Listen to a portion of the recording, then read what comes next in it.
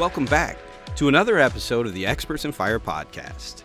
I'm your host, Mike Vennard, and with me today is Randy Mowry. Today's episode is Elevating Your Hearth with a Mantel. Let's get into it.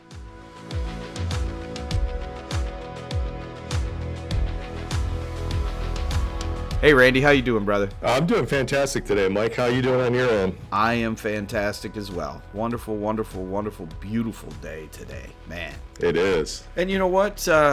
Living in the country ain't so bad either. I watch deer and turkey and all kinds of crazy things. We were sitting outside with some of my in-laws. They came out from Washington, sitting around a fire pit, and we heard the yips and the howls of coyotes. You know, they were all like, oh, those are coyotes. And of course, Mike and I look at each other like, time to get that night vision scope. Yeah, that'd be kind of fun.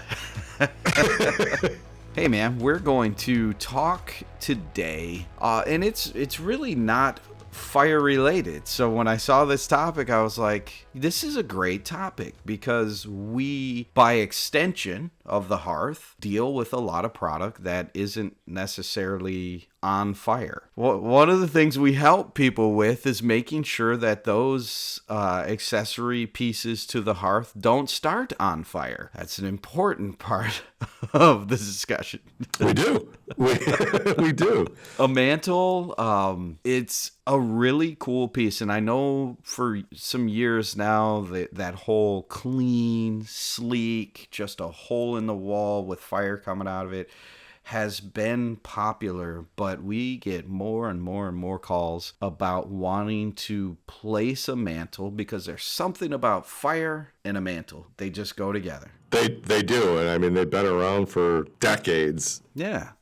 We can go way back in time on those ones, right? So could you, Randy, just talk to our listeners about what is a mantle? I mean, what's a mantle? No, it's a good question because there are different types. Really, the two types are going to be a floating ledge or a surround. Floating ledge just meaning just a mantle above said fireplace. A surround, think of your mantle across the top, and then you have essentially, we're going to call them legs running down the left and right, so it's surrounding the entire fireplace. Those are really the two different types. Floating ledge, like I said, it's just suspended above the fireplace, and it's going to be various sizes, Mike. You know, some of them might be shorter or wider than the actual fireplace itself. They may or may not. You've seen them where they have like the floating ledge, but then it will have what they call corbels on the left and right. So it's not a surround. It looks like it's just like a way to support that floating ledge. You know, because you have your floating ledge now. One shelf above the fireplace, and then also a lot of folks like the way that like what they call corbels, but it looks like a support. So like, you know, think of a shelf in your closet that has like a little angle piece coming down the wall to support that shelf above it. Gotcha. Okay. That was the first thing I thought of, was like a shelf in the bathroom or in the closet or something of that nature. Yeah, exactly. Okay. So those mantles are there for what? Well, so for the what part of it, so we'll go back to what they're made of first. So, you know, we'll talk the materials first, if you don't mind. They're not just wood? No. Back in the day, that's probably all it was, is just wood, you know, they're just chopping some wood or something. The cool thing is these days, like a lot of things, there's materials that can be used for just about everything. And same thing with mantles. I mean, mantles can be wood, like you said. Another real popular one these days is GFRC, which is glass fiber reinforced concrete. And it's a non-combustible material. Pretty lightweight, too. Yeah, lightweight. They're easier to install versus your typical stone. You know, and when I say stone, I mean like it could be limestone, granite, something, could weigh several hundred pounds. And then, of course, there's metal. You have metal. Maybe like high temperature powder coated steel, metal mantles as well, and then the surround. So, those are typically, you're going to find your 4 different materials out of the mantles. Then the why becomes just an appearance. In a lot of cases, it may be someone's doing a traditional fireplace, meaning like just kind of a square fireplace, and the mantle just makes sense to blend with that home's particular style, and they want a full surround. So they want that surround in the left, right, as well as across the top. Or they're doing a linear fireplace, but so from an aesthetic value, they want some type of barrier to kind of break up maybe between their fireplace and the TV, Mike. Ooh, you said TV. That's going to bring up a completely different conversation here. I know. You have fire-related questions, and we have answers. You can email us your questions at podcast@woodlanddirect.com or give us a call at 586-221-3638. We would love to be able to answer them right here on the Experts in Fire podcast.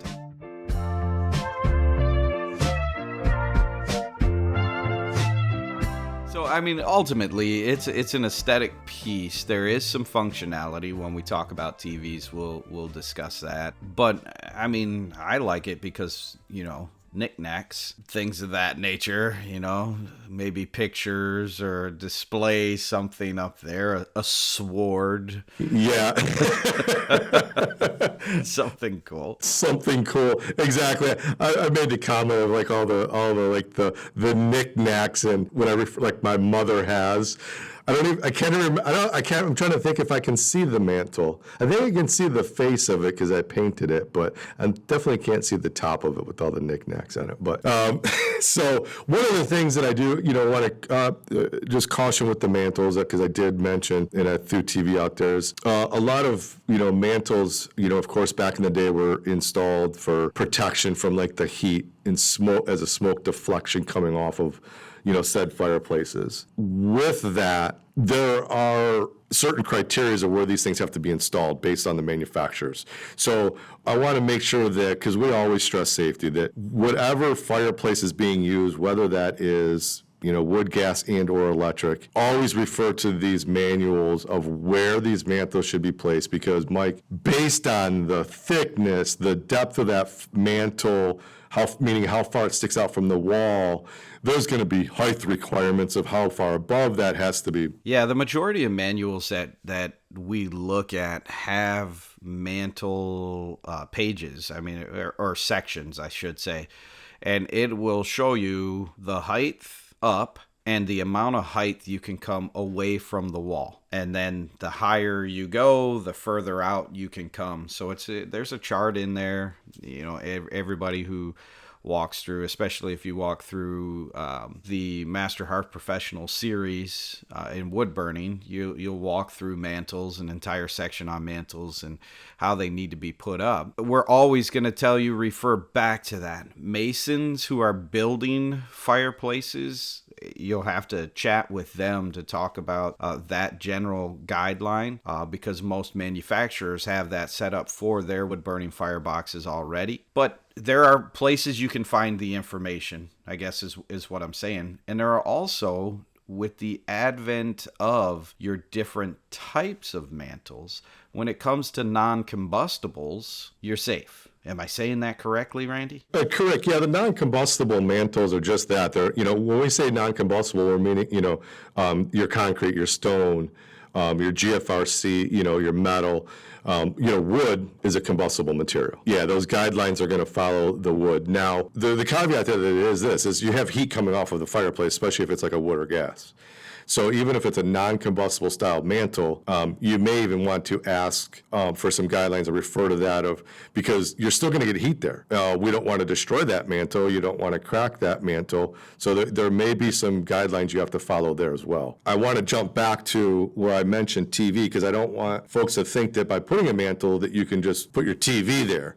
You need to refer to the manuals for your TVs as well, because the mantle is not your overall protection of a TV by a fireplace. And I only bring it up because I feel that a lot of times when folks call, they think by just adding the mantle, that is going to allow them to mount that TV. We're not the pros at all, by no means, in TV electronics and the heat load and things of that nature. So you always want to refer to the manufacturer of that TV and find out what their recommendations are. Yeah, so for the number of phone calls that we take, I think we did an episode on, can I put my TV above my fireplace? There's a lot of answers to that question, right? Does a mantle qualify for that? I would never say yes to that. However, you have a warranty on your television. Call your TV manufacturer or dig through their manual. It's going to help with that for sure.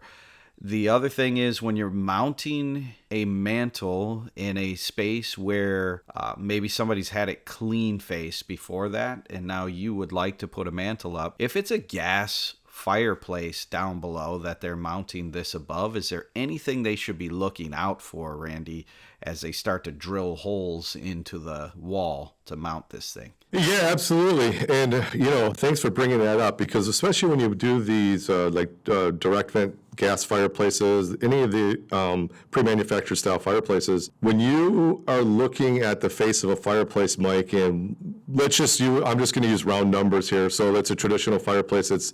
You see this glass window that's 36 inches by 36 inch square. However, the thing to consider, like when you're doing a mantle, is the chassis, the box of that fireplace could be 48 inches by 48 inches. So you may have a whole nother foot of fireplace hidden behind that wall within the framing dimensions. And if you just start running screws and trying to mount something, you could be going right into the actual fireplace. And now you've pretty much damaged the fireplace. The integrity of that fireplace, the safety of that fireplace, the functionality of that fireplace could be impeded now. We could have some challenges there for sure. Safety problems more than anything else. Very, very, very important. And I have to admit, Randy, until I dealt with a lot of wood stoves and fireplaces as a young man, I joined this industry 10 years ago, and I didn't understand how big zero clearance boxes are. That was my first thought, either a venting pipe or the box itself. You might be staring at a fireplace thinking, well, that's how big it is. No, that's just the viewable area.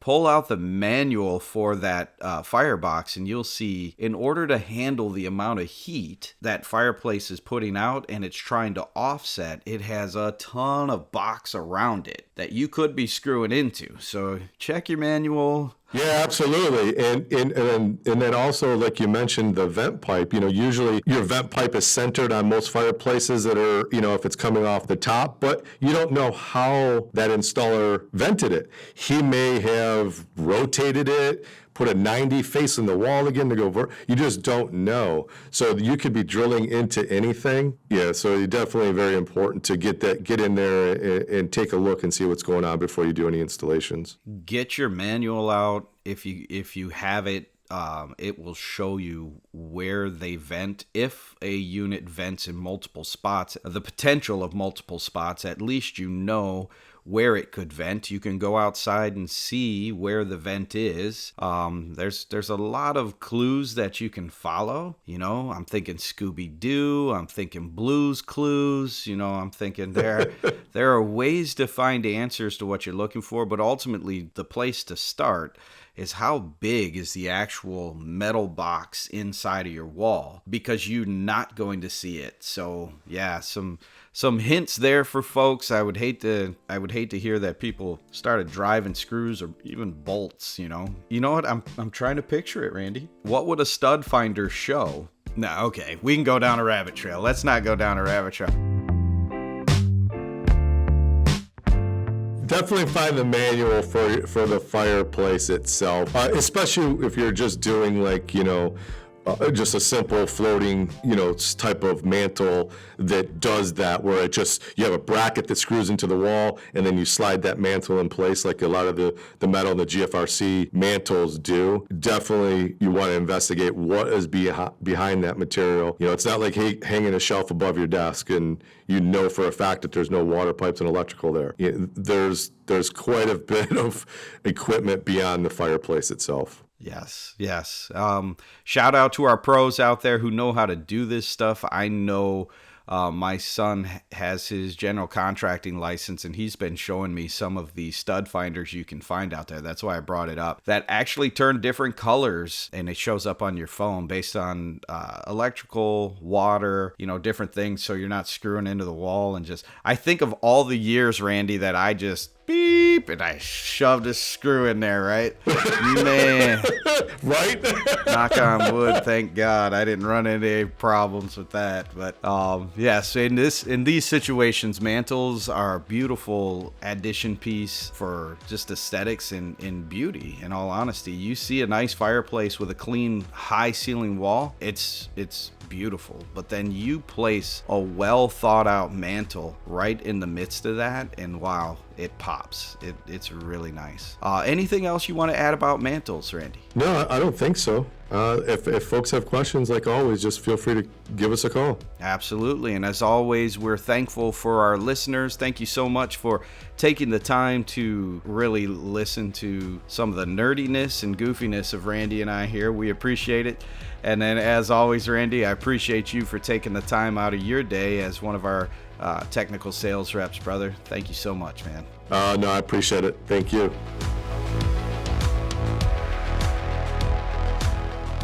Join us next time for How to Find Your Ideal Outdoor Pizza Oven. We'll see you then.